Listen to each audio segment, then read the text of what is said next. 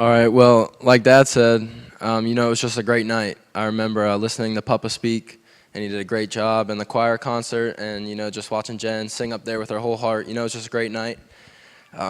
We were going to have a party at home. My favorite team's the Indianapolis Colts. Any Colts fans in the house? All right. You're a brave man saying that in Falcon territory, I guess. But so they were playing the Patriots, so we went and got all this chicken from KFC, and everybody was waiting back at our house. And then we were traveling down a road that we do every day, and I remember we were just having a good conversation. We were talking about the night, and all of a sudden I remember hearing Dad say, "Watch out." And after that, everything kind of went black. I remember waking up and kind of dazed and confused. And I remember my first thought through my head when I was looking around was that chicken was everywhere. It had absolutely exploded throughout the car, and it was in my shoe and everything. But then after that, I looked around, and I'm the only one awake. And being 11, that's a pretty scary thing. And I remember calling out, "Mom, Mom," and like shaking her from behind because I was sitting behind her. And I remember calling out, "Dad, Dad," and nobody answered me. And at that time, you would think, wow, you were probably screaming, crying, but I really wasn't. I can't explain it to you guys, but God just gave me such a great peace during that time. And Mom began to wake up and Dad began to wake up, and Mom was like, "Is this real? Is this a dream?" And I was like, "Mom, this is real. This isn't a dream." And in that moment, we did the only thing we knew what to do, which was pray.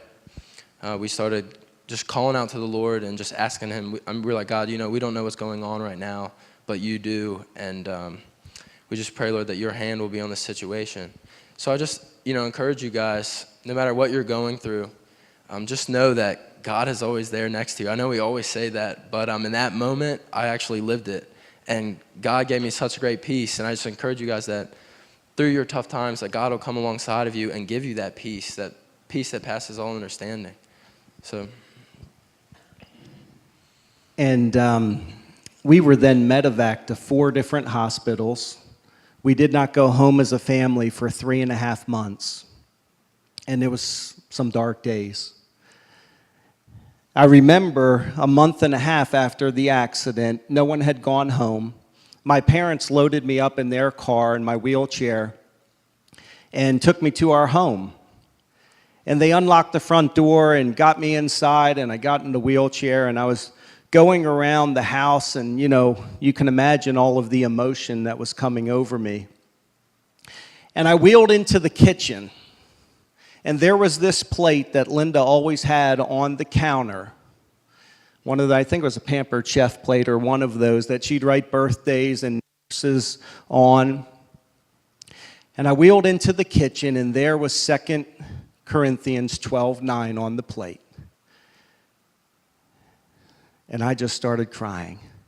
"My grace is sufficient for you, for my power is made perfect in weakness." There was God saying to me, to Andy, "Hey, Andy, it's okay. My power is made perfect in your weakness."